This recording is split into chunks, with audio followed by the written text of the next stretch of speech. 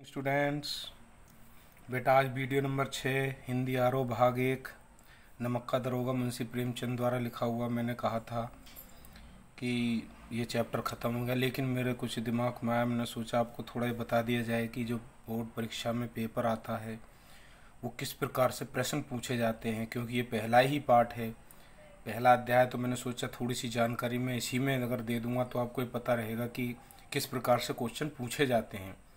ये आपको करने नहीं है, लेकिन इन क्वेश्चनों को आप देख लेना कि इसका हम कैसे आंसर लिख सकते हैं या इसका आंसर क्या हो सकता है, क्योंकि ऐसे क्वेश्चन पूछे जाते हैं। आपकी जो पाठ्य पुस्तक है उसके पीछे जो क्वेश्चन आंसर दिए हैं ये उनसे भी अलग हैं। देखिए, मैं लिखा महत्वपूर्ण परीक्षा उपयोगी प्रश्न उत्तर, ये परीक्षा में आए हुए हैं बोर्ड के।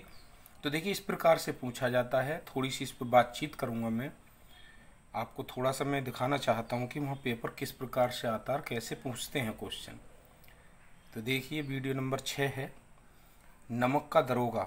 कहानी के आधार पर आलोपी दीन का चरित्र चित्रण कीजिए।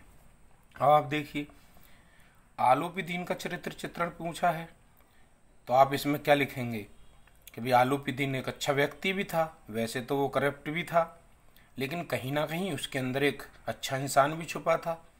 सच्चाई की कदर करना जानता था वो, जो उन्होंने वंशीधर के साथ किया। तो अब इसमें देखिए, हम अपने विचार लिखेंगे कि आलोपी दीन का चरित्र चित्रण क्या था, क्योंकि ज़्यादातर हमने क्या देखा, जो बुरा है वो बुराई बना रहता, लेकिन ये बुरा होने के बावजूद भी एक अच्छा इंसान था कि इसने नौकरी भी दी उसे, और सच्चे इंसान की कदर भी करना जानता था। ठीक है बेटा, आगे क्वेश्चन नंबर 2 नमक का दारोगा। कहानी के आधार पर सामाजिक यथार्थ के बारे में अपने विचार व्यक्त कीजिए। देखिए, यहाँ पर आया ना अपने विचार, यानी आपको अपने विचार व्यक्त करने होंगे।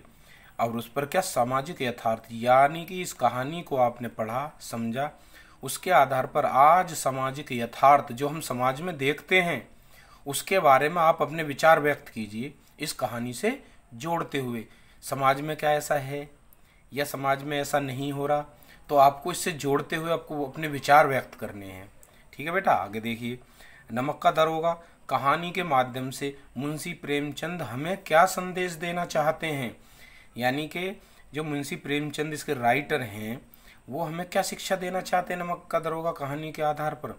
देखिए, वो हमें शिक्षा देना चाहते हैं कि अगर हम सत्य के मार्ग पर चलेंगे, हमेशा सत्य के रास्ते पर रहेंगे, तो हमारे साथ कभी भी अन्याय नहीं होने वाला, और हम सच्चाई के रास्ते पर चलते हुए अपने कार्य को अंजाम दे सकते हैं, जैसा यहाँ वंशीधर को दिखाया है। क्योंकि वो सत्य के रास्ते को नहीं त्यागना चाहते थे, कई बार नौकरी भी छूटी, परंतु फिर भी लास्ट में क्या दिखाया इसका अंत, कि उसको सच्चाई के रास्ते वाली उसकी नौकरी मिली, और उसकी सच्चाई की कदर की पंडित आलोपी दीन ने, तो नौकरी मिली। तो ऐसे हमें अपने विचार लिखने होते हैं जो हमारे समझ में आते हैं उसे पढ़ने के बाद। आगे देखिए, वंशीधर के पिता वंशीधर को कैसी नौकरी दिलाना चाहते थे।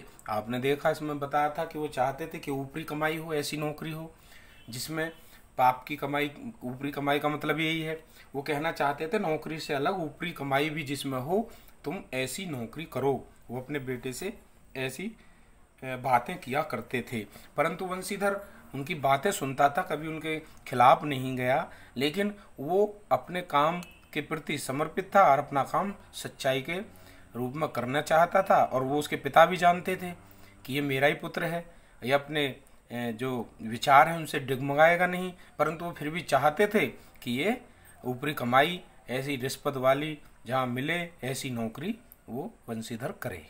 आगे देखिए, पंडित आलोपी दीन ने समाज में किस प्रकार अपनी पैठ बना रखी थी। आपने पता है, पैसा धन लक्ष्मी के उसमें उसने सबको खरीद रखा था, सब उसके गुलाम बने हुए थे, सबको उन्होंने उसने खरीदने के बाद उसकी कोई भी आवाज़ नहीं उठाता था किसी प्रकार की। जैसा समाज में चल रहा था, जैसा वो पंडित जी कर रहे थे, उनकी कोई आवाज़ उठाने वाला नहीं था। तो आप देख रहे हो, तो उसने अपनी अच्छी पैठ बना रखी थी। आगे, पंडित आलोपी दीन बेहोश होकर धरती पर क्यों गिर पड़े। अब देखिए, पंडित आलोपी दीन क्यों गिरे, क्योंकि उनका एक समाज में मान सम्मान था, लोग उन्हें बहुत सम्मान देते थे, और पैसे के बल पर उन्हें आसपास के लोग सब सेठ जी कहते थे। तो इस प्रकार से जब उन्हें लगा कि मेरे प्रतिष्ठा को अपमान हो रहा है, प्रतिष्ठा गिर रही है, तो उन्हें जब ऐसा लगा तो वो बेहोश होकर धरती पर गिर पड़े। क्यों? क्योंकि वो रिश्वत देने के बावजूद बंशीधर उसके पैसे को स्वीकार नहीं कर रहे थे और उसे रिहा भी नहीं कर रहे थे। तो इसलिए उसको लगा कि ये व्यक्ति अपने कर्तव्य से अडिग है, तो वो इस बात को सोचकर बेहोश होकर गिर पड़े। ऐसे हम बहुत सारी बातें अपने विचार उसमें लिख सकते हैं। पंडित आलूबुद्दीन को हथकड़ियों में अदालत जाता देखकर किन किन लोगों ने उनकी निंदा की और क्यों की? अब देखिए, जो भी उसे देख रहे थे हथकड़ी लगाकर, एक तो अपमान हो रहा था उनका, उन्हें लग रहा था। दूसरा, लोगों ने ये कहा, देखते तो आप देखते हैं समाज में हर प्रकार की बातें होती हैं। कुछ लोग कह रहे थे देखिए कितना सम्मान था इस व्यक्ति का, कितना वो निकला और ये ऐसे क्राइम कर रहा था, इस प्रकार से चोरी करता था ये। जबकि वो लोग भी जो ऐसा काम स्वयं करते थे, खुद चोरी कर रहे हैं, वो भी इस समय उनको बुरा कह रहे हैं, उसको आलूबुद्दीन को। यानी ऐसा वो बोल रहे थे। और क्यों बोल रहे थे? क्योंकि वो अपने आप को तो बताएंगे ना, अपने आप को तो सब अच्छा बनकर दिखाते हैं, अच्छा बनना चाहते हैं। आज के समाज में आपने देखा होगा, पता लगता है क्राइम करते हैं, जब पकड़ में आते हैं तब पता लगता है। ऐसे तो बहुत आप देख रहे हैं समाज में चल रहा है, बहुत नेता मंत्री भी ऐसे कार्य करते हैं, जिन सामने नहीं आते तब तक उनका चलता रहता है। तो यहाँ पर आलूबुद्दीन को अदालत जाता देख हर लोगों ने, मतलब हर प्रकार के लोगों ने बातें की, चाहे वो करप्ट हो, चाहे अच्छा हो, चाहे बुरा हो, सभी उसको बुरा बोल रहे थे कि देखो कितना बेकार आदमी था। ऐसी बहुत सारी बातें उन्होंने कही।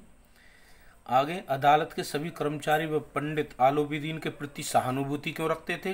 क्योंकि वो जानते थे एक ये बहुत धनी व्यक्ति है और पैसे की इस पर कमी नहीं है, और हम अगर इसके अच्छे बने रहेंगे तो हमारे लिए कहीं ना कहीं पैसे के बल पर हमें कुछ लाभ मिलता रहेगा, पैसा मिलता रहेगा। इसलिए वो लोग सहानुभूति रखते थे और पैसे की कमी थी नहीं आलूबुद्दीन पे, और जब चाहे वो जितना पैसा खर्च करके लोगों को खरीद लेता था। ये आपने पहले भी पढ़ा। तो ये हमें अपने विचार लिखने होते हैं, अपने ऐसे क्वेश्चन परीक्षा में आते हैं। ये मैंने इसलिए लेकर आया था कि थोड़ा सा आपके संज्ञान में रहे और आपको पता रहे कि वो किस प्रकार से क्वेश्चन आते हैं। परीक्षा में आए हुए क्वेश्चन है जो मैंने आपके सामने रख रहा हूँ। आगे, वंशीधर सत्य पक्ष पर अडिग होते हुए भी अकेले क्यों पड़ गए? आप जानते हैं, क्योंकि आप समाज में देखते हैं जिस व्यक्ति का वर्चस्व होता है, जिस व्यक्ति के पास पैसा होता है, सब उसी के साथ होते हैं। और जो पैसा नहीं है, या मतलब कितना भी सत्यवादी है, अगर उस पर पैसा नहीं है तो उससे सब कटते हैं, अलग हो जाते हैं, उसका कोई साथ नहीं देता। तो उन्हें नौकरी खोनी पड़ी वंशीधर को, जबकि वो सत्यवादी थे, सत्य के रास्ते पर चल रहे थे। और जो झूठा व्यक्ति था उसके सब साथ थे। क्यों? क्योंकि समाज में यही है, पैसे की बोलबाला है, पैसे का बोलबाला है तो पैसे के वाले के साथ है, चाहे वो गलत रास्ते पर चल रहा हो, सब इसी के साथ खड़े हैं। और वंशीधर अकेला था सत्य पक्ष पर होते हुए भी, लेकिन अकेला वो इसीलिए पड़ गया, किसी ने साथ नहीं दिया और उन्हें अपनी नौकरी भी गंवानी पड़ी। आगे, वंशीधर को सरकारी नौकरी से क्यों हटा दिया गया? आपको पता ही है। आलूबुद्दीन को नौकरी, और आलूबुद्दीन को पकड़ा था गलत काम करते हुए, चोरी करते हुए, और चोरी के उसमें जब उसे हटाया तो और जो अधिकारी जो उसमें थे सरकारी डिपार्टमेंट, उन्हें लगा कि आलूबुद्दीन हमें भी नहीं छोड़ेंगे। तो उन्होंने सोचा कि हम पर कोई बात आए उससे पहले हम वंशीधर को निकाल देते हैं। तो उन्होंने वंशीधर को नौकरी से हटा दिया और उन्होंने कहा कितने सम्मानीय व्यक्ति को तूने पकड़ा और तूने उसके साथ किया, तुझे नहीं करना चाहिए था। और उन्होंने कहा तुम्हें नौकरी से हाथ धोना पड़ेगा, क्योंकि तुमने ऐसे व्यक्ति को अपमानित किया है, कल को वो हमें क्या कहेंगे। तो इस तरीके से उस नौकरी से हटाया, क्योंकि वो अपना बचाव करना चाहते थे, क्योंकि वो आलूबुद्दीन एक वहाँ पर पैसे वाला व्यक्ति था और उसकी प्रतिष्ठा तो थी पैसे के बल पर, तो उन्हें डर लगा कि कहीं हमें खतरा ना हो जाए। आगे, नमक का दरोगा पाठ में प्रेमचंद का आदर्शोन्मुख यथार्थवाद सुस्पष्ट रूप लेता है, सिद्ध कीजिए। यानी नमक का दरोगा जो ये कहानी है प्रेमचंद की, ये कहते हैं आदर्श उन्मुख यथार्थवाद सुस्पष्ट, यानी आज के समय में जो होता है, जो हम देखते हैं, जो इस समय चल रहा है, वो इन्होंने इसमें सिद्ध किया है। और वो सिद्ध किया है वो हमें करके दिखाना है इन बातों के माध्यम से, जो जो इस कहानी के माध्यम से हुआ है। लेकिन वो तो कहानी में है, लेकिन जो आज आप समाज में देखते हैं, जो समाज में चल रहा है, वो बिल्कुल कहानी उसी के अनुरूप है।